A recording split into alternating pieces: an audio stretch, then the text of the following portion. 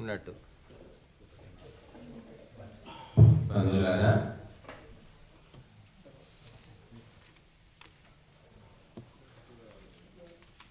ఈరోజు మరి ఎలక్షన్లు అని చెప్పారు. మరి పొద్దునే వెళ్ళి ఓటేదో వేసి వద్దాం అనుకుంటే జనం బాగున్నారని అన్నారు. అందుకే ఏమీ వెళ్ళలేదు. కనుక మరి ఒక వ్యవస్థ మనం ఇక్కడ ఈ రాజకీయ వ్యవస్థ ఒకటి ప్రభుత్వ వ్యవస్థ తయారైంది. వ్యవస్థకు అనుగుణంగా కొంత నడవలసి ఉంటుంది.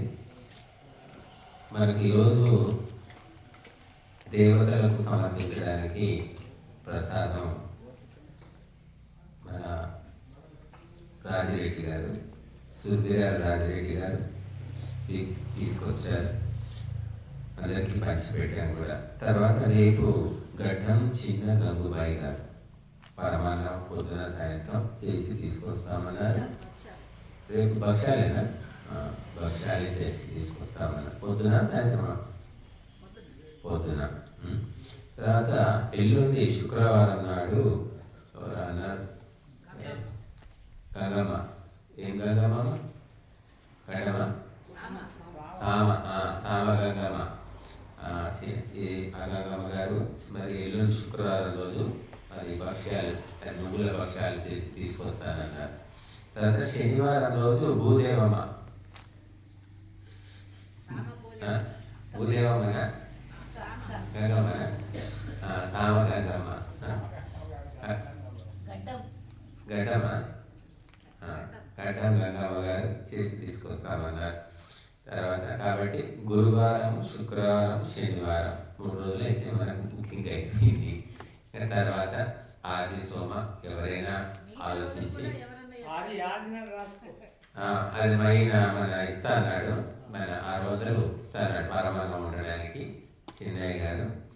ఆదివారం కూడా అయిపోయినట్టే. ఇంకా సోమ మంగళ ఆలోచించండి.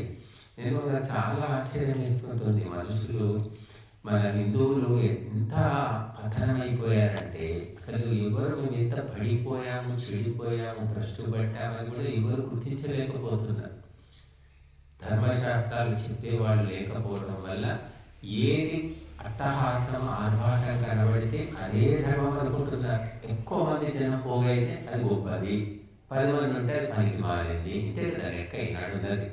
ఎక్కువ మంది, ఎక్కువ బిల్డింగులు, 4 అంతస్తులు కట్టామనుకోండి, గొప్ప పెద్దాశ్రమం అండి, చాలా పెద్ద ఆశ్రమం. 2 రూములు ఉన్నాయి అంటే చిన్న ఆశ్రమం. అది ఈ రకంగా మనుషుల ఆలోచన విధానం హిందువులనే మారిపోయింది. దానివల్ల ఎన్ని రకాల నష్టం పొందాలో పొందుతున్నాం. ప్రపంచం అంతటా పిచ్చి కుక్కలాగా తిరుగుతున్నారు హిందువులు. మీకు ఎవ్వరు కూడా ఇంత పిచ్చిగా తిరగట్లేదండి. ఉద్యోగం ఇస్తారా, వ్యాపారం ఇస్తారా, చదువు చెప్తారా, అన్నిటికీ విదేశాలే. ఒకప్పుడు కనీసం చదవనే ఇక్కడ చదివి విదేశాలకు పోయేవాళ్ళు. ఇప్పుడు చదువు కూడా విదేశాలే, ఉద్యోగం విదేశాలే, వ్యాపారం. నిన్న చెప్పాను, 5 ఏళ్ల లోపల ఈ దేశంలో 5 ఏళ్ల లోపల 9 లక్షల మంది ఈ దేశ పౌరసత్వము అంటే సిటిజన్షిప్ వదిలేసి విదేశాల్లో సెటిల్ అయిపోయారు. అంటే వాళ్ళ ఆస్తులు, పొలాలన్నీ అమ్ముకొని విదేశాల్లోనే వాళ్ళ జీవితం. ఇది మంచిదా? మంచి పరిణామమా? ఏమవుతుందంటే కాస్తో కూస్తో బుద్ధి ఉన్నవాళ్ళు, తెలివి ఉన్నవాళ్ళు, డబ్బు ఉన్నవాళ్ళు, బలం ఉన్న వాళ్ళంతా వెళ్ళిపోతే పనికి మాలిన చెత్త మనుషులంతా ఈ దేశంలో మిగిలిపోయి భారతదేశం అంటూ చెత్త కుండి అంత చెత్త మనుషులు, 3rd క్లాస్ మనుషులు ఉంటారు అని పేరు వస్తుంది. వచ్చింది ఇప్పటికే. గ్రామాల లోపల బుద్ధిమంతులు, చదువుకునే వాళ్ళు, పని చేయగలిగే వాళ్ళంతా విదేశాలకు వెళ్ళిపోతున్నారు. ఇక్కడ చేస్తేనేమో 10,000 వస్తుంది, విదేశాల్లో చేస్తే 50,000 వస్తుంది. ఎవరు మిగిలారు? లేవచాతి కాని వాళ్ళు, ముసలి వాళ్ళు, సోమరిపోతులు, పని దొంగలు, తిండిపోతులు గ్రామాల్లో మిగిలారు. వాళ్ళు ఏం చేస్తారంటే గొడవలు, కొట్టాడడం తప్ప వాళ్ళు చేసేది ఏమీ లేదు. కన్స్ట్రక్టివ్ వర్క్ అంటే నిర్మాణాత్మక కార్యక్రమాలు ఏమీ చేయరు. కాబట్టి మనం అందుకోసం దేశభక్తి అవసరము, దైవభక్తి అవసరము, ధర్మ అనురక్తి అవసరము అని చెప్తున్నాయి ధర్మ గ్రంథాలు. మనం నేర్పడం లేదు, చెప్పడం లేదు.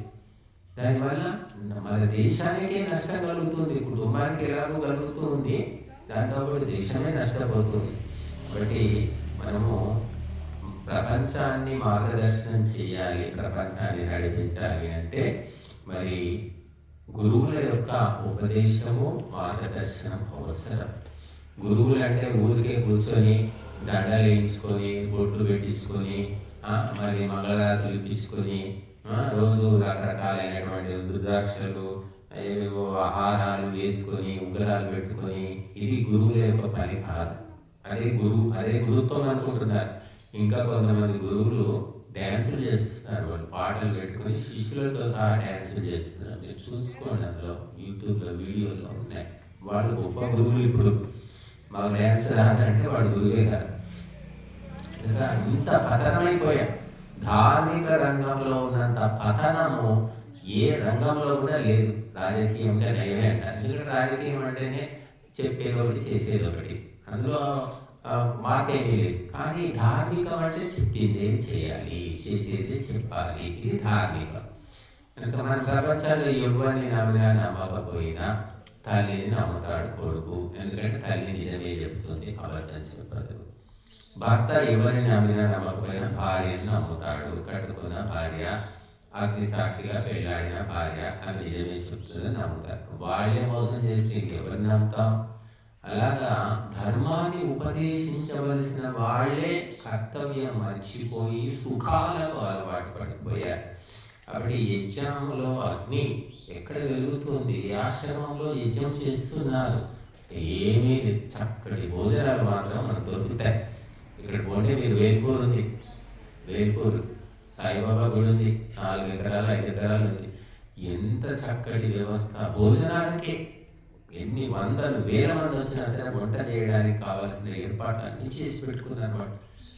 అంతే, తినడం తప్ప వినడం లేదు, యజ్ఞము లేదు, దేవతలకు సమర్పించేది లేదు, గురువుల యొక్క ఉపదేశం లేదు. కేవలం రావడం, తినడం, పోవడం. గురువారం వచ్చిందంటే వేల మంది, ఒక 3,000 మంది ఉంటారు, 3,000 4,000 మంది ఉంటారు. కేవలం తినడమే అన్నమాట. వండుతుంటారు, తింటూ ఉంటారు. ఒక్కొక్కరు 5,000 10,000 వంటకే, అన్నదానానికి ఇస్తూ ఉంటారు. ఆ అన్నం మన ఇంట్లో లేదా? అంతకంటే మంచిగా తింటాం కదా మన ఇంట్లో. అందరికీ తెలుసు, మన ఇంట్లోనే చక్కగా చేసుకొని తింటాం. బయట ఎక్కడ తిన్నా కూడా మన ఇంట్లో మనం చేతులతో చేసుకున్నంత రుచి అయితే రాదు. కానీ ఎగబడి ఫ్యామిలీలు వచ్చి తిరిగిపోతున్నారు. మేము 2 సార్లు మమ్మల్ని పిలిచారు. పిలితే పోయి ప్రవచనం చెప్తే ఇలాగే గంటన్నర చెప్పాం. బాగానే చెప్తే విన్నారు అందరూ కూడా. పాపం వింటున్నారు, భక్తులు చెప్తే ఎందుకు వినరు? వింటారు. మళ్ళీ వాళ్లకు మేము పోయి 2-3 సార్లు పోయేసరికి అక్కడ ఉన్న కొంతమందికి, అమ్మో ఈ స్వామీజీలు వస్తున్నారు, చెప్తున్నారు, వీళ్ళకి పేరు వస్తుందేమో,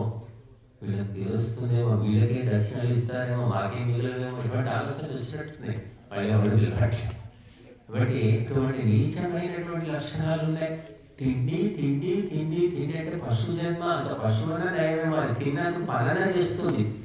ఏం చేస్తున్నాం? లేవ చాటగాని వాడు కూడా 3 సార్లు తిని కూర్చుంటున్నాడు. తొందరగా చావడానికి తప్ప ఇంకెందుకు ఉపయోగపడదు. కాబట్టి నీకు జ్ఞానము, తెలివి ఎంత పెరుగుతుందో, భగవంతుని గురించి, ధర్మం గురించి ఎంత తెలుస్తుందో, నీ తిండి కూడా తగ్గిపోతుంది, తినలేవు. ఎప్పుడైతే ఇవన్నీ తెలుసుకోకుండా దురాశ, స్వార్థము, లోభము ఇవి ఉంటాయో తింటాం. ఒకరికి పెట్టాలని కూడా అనిపించదు, ఇంకా ఇతరులకి లాక్కొని తిందామనిపిస్తుంది. అందుకే స్వార్థము పోవాలి, దురాశ పోవాలి, లోభము పోవాలి.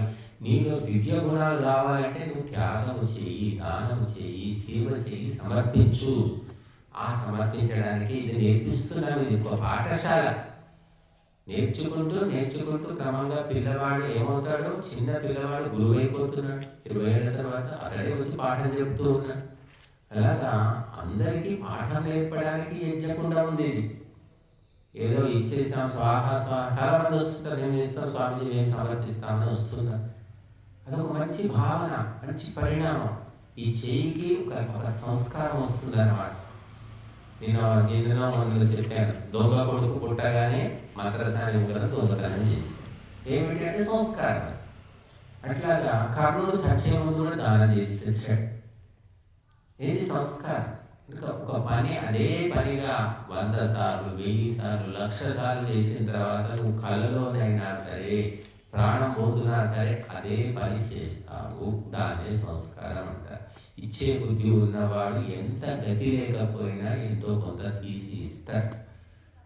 మాకు తెలిసిన కొంతమంది యజ్ఞం చేస్తే బాగవుతుంది, మంచి జరుగుతుందంటే అప్పు చేసి మరీ యజ్ఞం చేసుకున్నారు. వాళ్ళు అప్పు చేసి తాగేవాళ్ళు ఉన్నారు, అప్పు చేసి జూదం ఆడేవాళ్ళు ఉన్నారు, అప్పులు చేసి పాడు పనులు చేసేవాళ్ళు ఉన్నారు. మరి మంచి పని కోసం కూడా అప్పు చేసి తప్పేముంది అని చెప్పేసి ఇలా అప్పు చేసి కూడా యజ్ఞం చేసిన వాళ్ళు ఉన్నారు.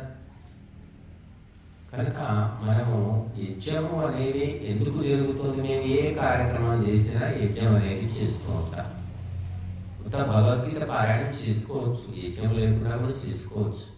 కానీ ఆ భగవద్గీత యొక్క రహస్యము, సారము కూడా యజ్ఞమే. ఇది మనకు త్యాగం నేర్పిస్తున్నది, దానము నేర్పిస్తుంది, పవిత్రతను నేర్పిస్తున్నది. ఇది లేకపోతే ఏముంది? కనుక మనము యజ్ఞంతో సహా అన్ని కార్యక్రమాలు జరుపుకుంటూ ఉన్నాము. మరి ఈరోజు ఎలక్షన్లు ఉన్నాయి, మరి చాలామంది ఓట్లు వేయాలని చెప్పారు, భోజనం చేసి వెళ్తామన్నారు. మళ్ళీ పోయి మళ్ళీ రావడం ఇబ్బంది కాబట్టి మనము ఇప్పుడు ఒక చిన్న పాట పాడి భక్తి గీతంతో కార్యక్రమాన్ని మనం ముగిస్తాం. సర్వేశ్వరుడే మన రక్షకుడు, సర్వేశ్వరుడే మన రక్షకుడు, ఇంకా భయమెందులకు, ఇంకా సంశయమేలా. సర్వేశ్వరుడే మన రక్షకుడు, ఇంకా భయమెందులకు, ఇంకా సంశయమేలా. ఈ బ్రహ్మాండములో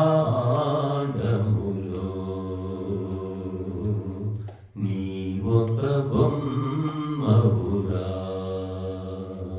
కొంచెపు ఆయువు కొద్దిగా బలము అయినా మొనగాడంటూ ఎందుకు ఈ తల బిరుసు? ఆత్మను విడిచి దేవుని మరచి గాలిపటం కాబోకు, ఎంగిలి విస్తరి కాకు.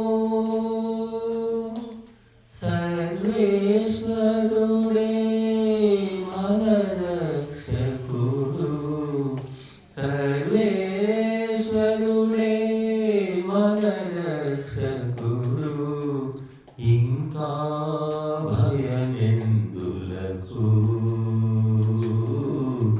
ఇంకా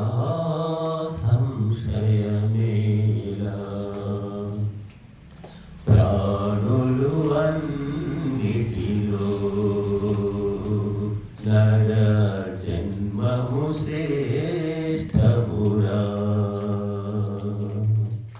భోగము మరిగి రోగము పెరిగి అంతర్యామిని మరచి జగమంతా నాదంటూ హరిషడ్వర్గపు జాలములోన బ్రతుకే చితి చేస్తావు, శృతులే విడిచేస్తావు.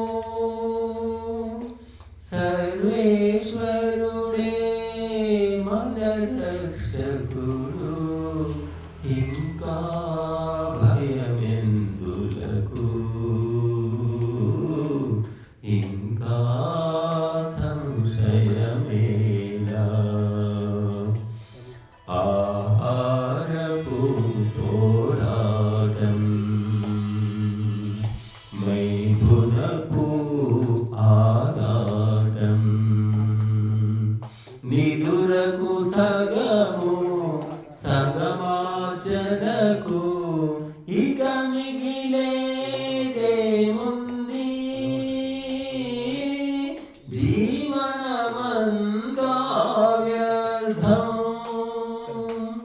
దేహము కొలిచి ఆత్మను విడిచి నీచ బుద్ధులే పెంచి పడిపోదురు పాతాళం. సర్వేశ్వరుడే మన రక్షకుడు, ఇంకా భయమెందులకు, ఇంకా సంశయమేలా.